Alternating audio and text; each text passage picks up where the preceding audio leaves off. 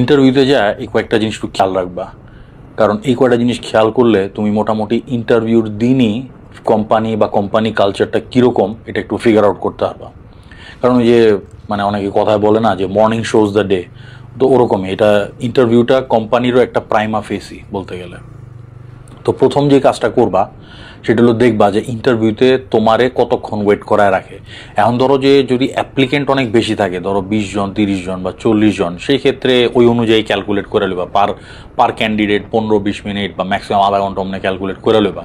But ধরো যে 3 জন বা 4 জন অ্যাপ্লিকেন্ট মাত্র, বা তুমি অনলি অ্যাপ্লিকেন্ট ওই দিন শুধুমাত্র, বা ওই সময় শুধুমাত্র তোমার ইন্টারভিউ, তোমার যদি 2 ঘন্টার বেশি ওয়েট করায় তাহলে ওখানে আর বসে না থাকাটাই উত্তম। এরকম আমি করছি, আমি ইন্টারভিউতে গেছি, দেখছি যে আমার 2 ঘন্টার বেশি ওয়েট করাইছে, আমি জাস্ট আইটা বাইরে হয়ে গেছে, আমি আর ইন্টারভিউ দেই নাই। পরে আমার কল করছে, আমি বলছি যে সরি আমার সময় নেই, বাস শেষ। কারণ ব্যাপার হচ্ছে যে তুমি আনএমপ্লয়েড বা তুমি জব খুঁজতেছো, এর মানে এই না যে তোমার সময়ের মূল্য নাই। আর কোম্পানি যদি এখনই তোমার সময়ের এরকম মূল্য দিতে না পারে, দেখবা যে তোমার দরকার অদরকারে বিভিন্ন সময় দেখবা যে তখন হাইকোর্ট দায়িত্ব আছে, ইউজুয়ালি এরকমটা হয় আর কি। তো এই জিনিসটা একটু খেয়াল রাখবা। দ্বিতীয়ত যেটা, সেটা হচ্ছে যতক্ষণ তুমি ওয়েট করতেছো দেখবা তোমার কোনো রিফ্রেশমেন্ট অফার করে কিনা, চা নাস্তা বিস্কিট কাজু বাদাম চিপস টিপস কিছু দেয় কিনা। একটা জায়গায় ইন্টারভিউ আমি আমার লাইফে একটা জায়গায় ইন্টারভিউ দিয়েছিলাম, ওখানে পাইছিলাম প্রিঙ্গলস দিছিল আর ক্যাশু নাটস দিছিল। ওইটা ভাই মানে লাখে হয়তো বা একটা, বাট তারপর দেখবা যে সাম সোর্ট অফ রিফ্রেশমেন্ট তোমারে অফার করে কিনা। যদি অফার না করে তাহলে বুঝবা যে ভাই এই কোম্পানি মারাত্মক কঞ্জুস, এবং একটা ক্যান্ডিডেট ইন্টারভিউতে আসছে তার মানে এই না যে সে কোনো রিফ্রেশমেন্ট ডিজার্ভ করে না। তার মানে হলো এইচআর ওই বাজেট রাখে নাই, অথবা ওই বাজেট মেরা ফেলাইছে, ওই বাজেট খাওয়া ফেলাইছে। সো এই এইচআর পরে যখন তুমি জয়েন করবা তখন তোমার স্যালারি হ্যান ত্যান হাবি যাবি, তোমার পার্কস বেনিফিটস এগুলি কীরকম করবো তুমি চিন্তা করতে পারতেছো।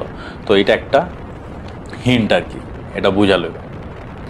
দেন এর পরবর্তী যে জিনিসটা খেয়াল করবা সেটা হচ্ছে যখন তুমি বসে রইছো, আশেপাশে অন্যান্য তো ফ্লোর থাকবে, বিভিন্ন ডিপার্টমেন্ট থাকবে, দেখবা যে কোনো জায়গা থেকে কোনো চিল্লানির আওয়াজ আসে কিনা, কোনো ইয়েলিং বা কোনো চিৎকার চেঁচামেচি, কেউ ধরো ফোনে চিল্লাচিল্লি করতেছে আরেকজনের লগে, বা একজন আরেকজনের লগে উঁচা গলায় কথা হচ্ছে, এরকম কিছু হইতেছে কিনা।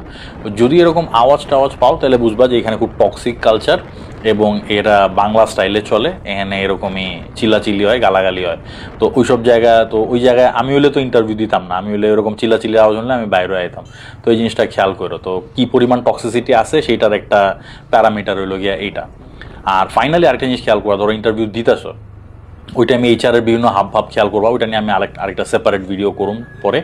বাট একটা জিনিস যেটা খেয়াল করবা, যে দেখবা যে তোমার স্যালারি নিয়ে কতখানি মুলামুলি করতেছে। যদি ইন্টারভিউর লাস্ট স্টেজে দেখো যে এইচআর স্যালারির ধরো 500-1000 টাকা বা হাইয়েস্ট 5000 টাকা পর্যন্ত হয়তো অ্যালাউ করতে পারো, তারপর মানে 5000 টাকার নিচে যদি মুলামুলি করে, ধরো 1000 টাকা 2000 টাকা 3000 টাকা 4000 টাকা এরকম যদি মুলামুলি করে, তাইলে ভাই ওখানে জয়েন না করে বেটার। যদি একদম তোমার দেয়ালে পিঠ ঠেকা না গিয়া থাকে, যদি একদম কোনো উপায়ন্তর না থাকে, সেই ক্ষেত্রে জয়েন করে ফালাইতে পারো। আর যদি তোমার মনে হয় যে না আমি আর একটু দেখবো, তাইলে আই উড সে যে ডেফিনেটলি এটা না করে দেওয়া উচিত, কারণ এইটা ভালো মেন্টালিটি পোর্ট্রেয়াল করে না।